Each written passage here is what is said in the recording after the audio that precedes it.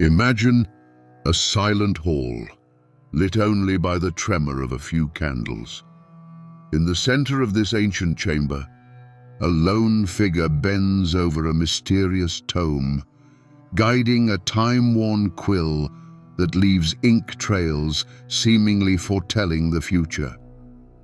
Every sheet, steeped in curiosity and hope, feels like a gateway to humanity's fate.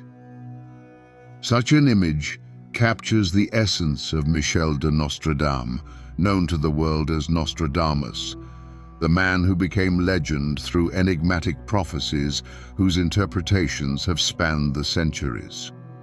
Today, in an age where tomorrow often feels uncertain, his name still resounds with an almost mythic aura. In this documentary, we travel back in time, wandering medieval towns and royal salons, to discover how he lived and what inspired the man who dared to lift the veil from the mysteries surrounding our collective destiny. In that era, steeped in darkness and superstition, people's eyes often turned skyward seeking divine or cosmic signs, and Nostradamus built his reputation on this deep hunger to grasp the unknown. With a voice that seems to echo beyond time, he still murmurs to us of troubled ages and wonders unseen. One might call this nothing more than medieval fancy, yet history shows that behind his mysterious glow lay a surprisingly advanced scientific mind and an extraordinary will to unravel the mechanisms of nature and fate. Let us uncover the secrets of his life, be carried by the tales that surround him, and understand how one personality managed to inspire both awe and fear for centuries. To truly comprehend Nostradamus, we must plunge into the 16th century world. Europe was undergoing vast upheaval. The Protestant Reformation split Christendom, the Renaissance sparked exuberance in art and science, and expanding empires shifted geopolitical balances. France, Nostradamus' homeland, was no stranger to religious conflict and the ambitions of power-hungry nobles. Amid these tensions, people lived in fear of plague, famine, and war, and the need for solace, whether religious or mystical, grew ever greater. Michel de Nostradamus was born on the 14th, or by some accounts the 21st, of December 1503 in Saint-Rémy-de-Provence, a small southern French town, into a family of Jews converted to Catholicism. This heritage gave him a unique view of the era's practices, blending Jewish tradition with new Catholic principles. His renowned physician uncle steered him toward natural science and medicine, broadening his horizons beyond pure religion. In a time when education was reserved for nobles and clergy, the chance to study medicine at the University of Avignon and later at Montpellier was a major privilege. His medical career, however, was briefly broken by plague epidemics ravaging Europe. While many fled or resigned from hospitals, the young Nostradamus traveled the realm aiding afflicted communities, earning renown as a devoted healer. He employed herbal remedies and advanced hygiene for the age, striving to curb the disease's spread. Beyond these noble efforts, the world churned on. Medicine interwove with astrology, alchemy, and other esoteric branches, all considered parts of the same natural sciences. Against this cultural backdrop, interest in astrology was hardly unusual. Many doctors and scholars believed the stars' positions influenced health and world events. Royal courts, eager to know whether their reigns would prosper or wars succeed, consulted astrologers to plan their moves. Recognized for medical skill and analytical mind, Nostradamus secured a place among the elite when his horoscopes and predictions stood out. Nostradamus' name spread beyond France, and his prophetic fame soon intertwined with myriad legends. Oral tales describe him announcing a prelate's death with precision, or foreseeing a young unknown's rise to power. A celebrated story told mostly after his passing recalls a meeting in an Italian village where he supposedly recognized a humble monk as a future pope, later said to become Sixtus V. Though authenticity is debated, the tale fuels his prophetic aura. Countless anecdotes claim he wrote predictions in cryptic verse, fusing French, Latin, and even Greek to cloak true meaning, a shield from the Inquisition and other foes. His most famous book, Prophecies, first published in 1555, stirred controversy and fired imaginations for centuries. This collection of quatrains, arranged in centuries of 100 stanzas, remains a wellspring of mystery. Each line appears to hide a secret message. In that age, metaphorical language served not only as defense, but as a common style of hermetic literature.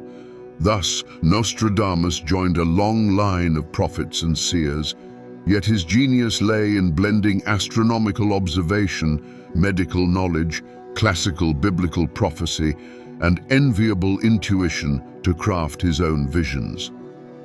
For miracle-hungry audiences, the quatrains quickly became inexhaustible fountains of interpretation. Some claimed he foretold the French Revolution, Napoleon's ascent, the two world wars, even recent political events.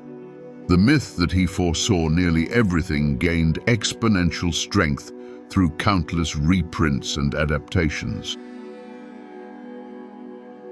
Though famed for prophecy, his tangible achievements, especially in medicine, deserve emphasis. Battling the plague, he tested herbal mixtures and hygiene methods, such as isolating patients, using clean water, and encouraging ventilation. Basic now, revolutionary then. This earned him respect, though not all medical circles accepted his methods. To grasp his impact, picture daily life in 16th century France. Lofty castles hid court intrigues and fragile alliances, while squalid towns were haunted by disease and superstition. No one could predict the next plague wave or a true cure. Through his medical texts, Nostradamus spread sound hygiene and prevention, granting people hope that science and reason might one day conquer suffering. His astronomy and astrology skills also gained royal recognition. Queen Catherine de' Medici, intrigued by his forecasts, invited him to Paris to cast the royal family's horoscope and predict the realm's fate. There he held an unofficial shadow counselor status, offering guidance or simple hope that France's destiny was not doom. Lacking a formal royal astrologer title, he was nevertheless respected and heeded by those under political and military pressure. His influence reached common folk too, who saw him as blessed with unusual powers, able to commune with cosmic forces. Among his recipes and advice were guidelines on timing crops by lunar phases, or choosing auspicious dates for marriage and travel.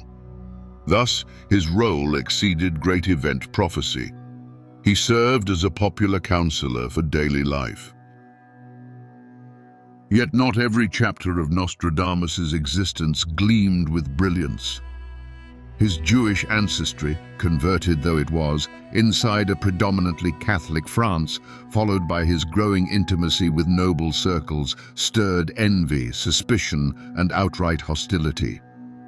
Certain scholars derided him as an impostor, a mere charlatan cloaking ignorance in obscure language. Others labeled him heretic, whispering that his cryptic practices trespassed forbidden magical arts. Rumor traveled swifter than reason, and every whispered allegation lodged another thorn in his reputation, turning admiration into uneasy fascination. The Church, ever vigilant against what it deemed sorcery, watched closely any spark of clairvoyance. Although Nostradamus trod cautiously, avoiding open conflict with ecclesiastical might, his labyrinthine verses invited ceaseless interpretation. There was always the lurking danger that the Inquisition might cast its shadow upon him, and this threat appears to explain his deliberate veils of metaphor and layered tongues.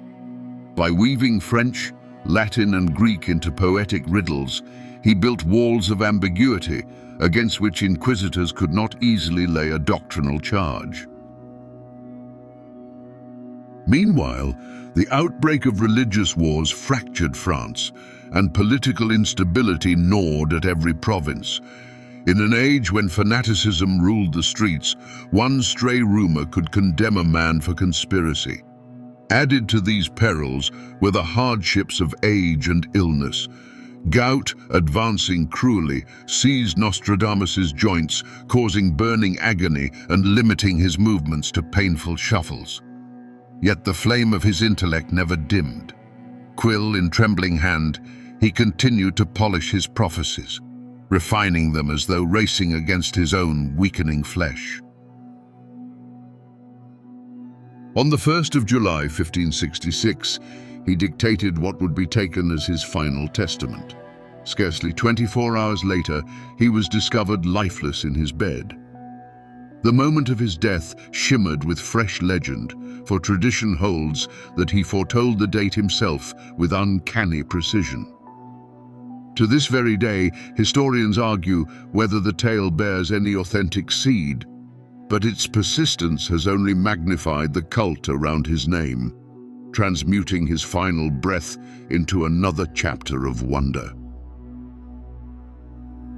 After his passing, Nostradamus was interred in the Franciscan church at Salon de Provence. Chronicles claim that, fearing grave robbers, monks later moved his remains to a hidden vault, affixing a plaque that summoned in Latin whoever might disturb him to face truth and terror alike. Such macabre details, retold across succeeding centuries, forged an even darker halo around the celebrated prophet, until the silence of his tomb echoed as loudly as his quatrains. In death, his works found emphatic new life. Les Prophecies was reissued in countless editions, while commentaries and glossaries bloomed beside them like eager vines. Across France, England, the German states, and farther, readers scoured his lines for glimpses of fate. By the 18th and 19th centuries, the rise of newspapers and printing presses propelled his stanzas into salons and taverns alike, where they were cited as evidence for political upheavals, revolutions, and natural calamities.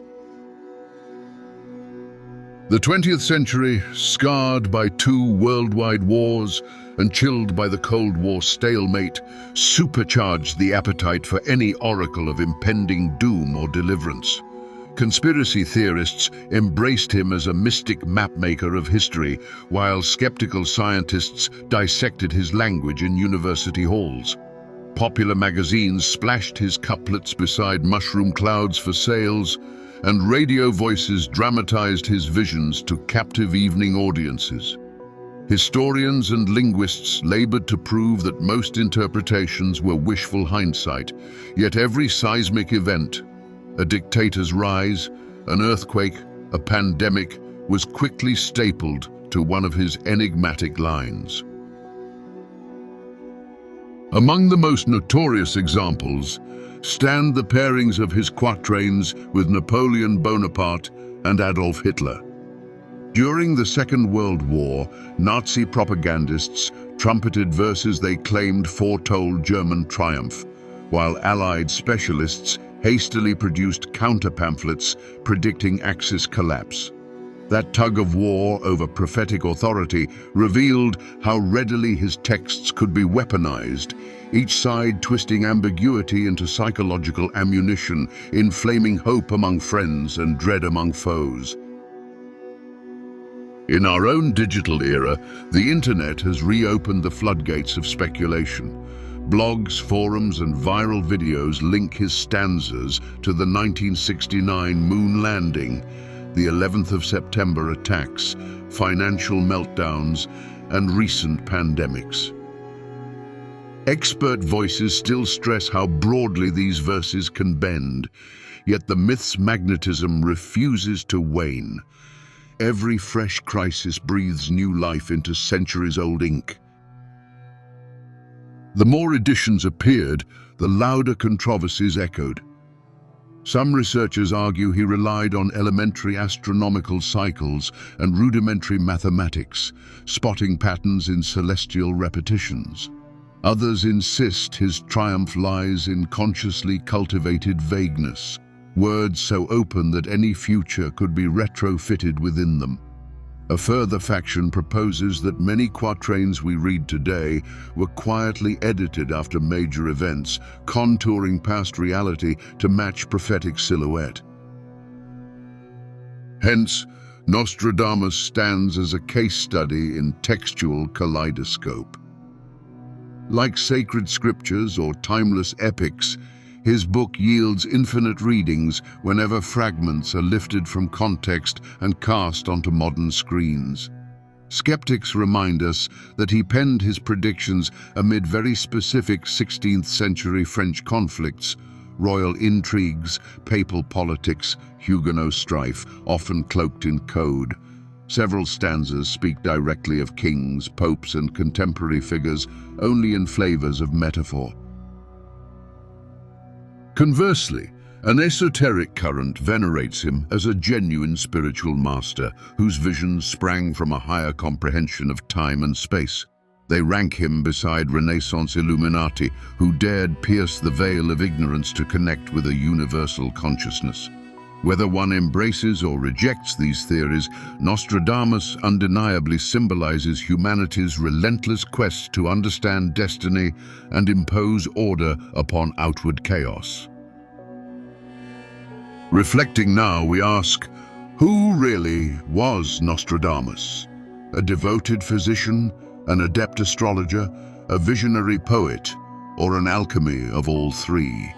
His legacy continues to captivate. His very name has become shorthand for foresight. In an age overshadowed by religious conflict, merciless plagues, and scarce scientific light, his voice rang as both beacon of hope and bell of dread.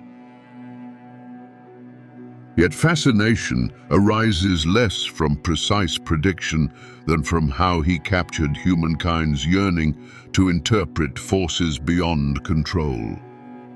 Each quatrain serves as a tiny window into our collective subconscious, where shadowy fears mingle with radiant aspirations. The deliberate obscurity of his poetry mirrors life's own layered intricacy. We search for signs, decode patterns, weave meaning, and perhaps unwittingly, his verses remain alive because they feed that ceaseless hunger. Even now, armed with advanced science, we have not abandoned the thirst for foreknowledge.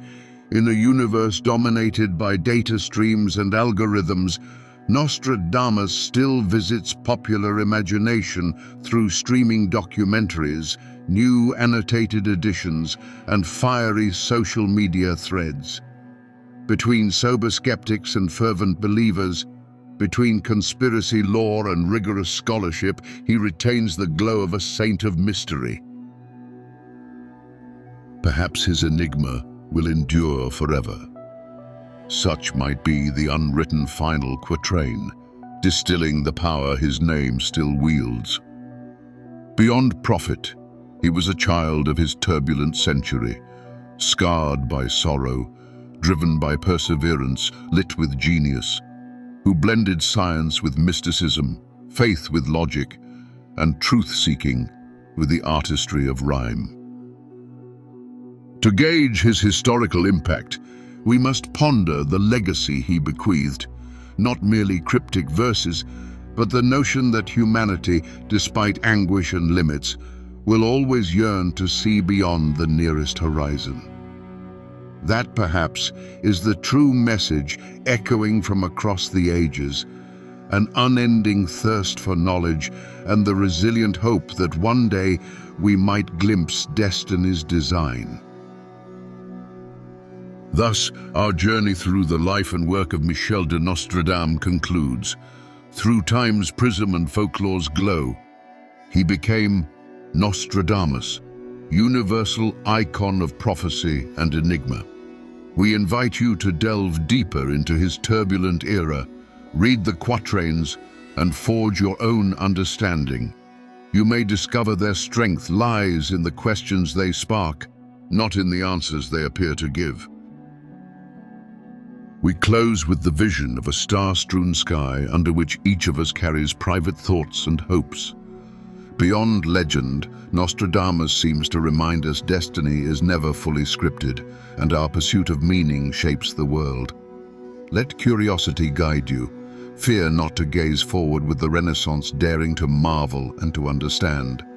For within every heart flickers a spark of his visionary spirit, eager to embrace the unknown and kindle a fresh chapter in history.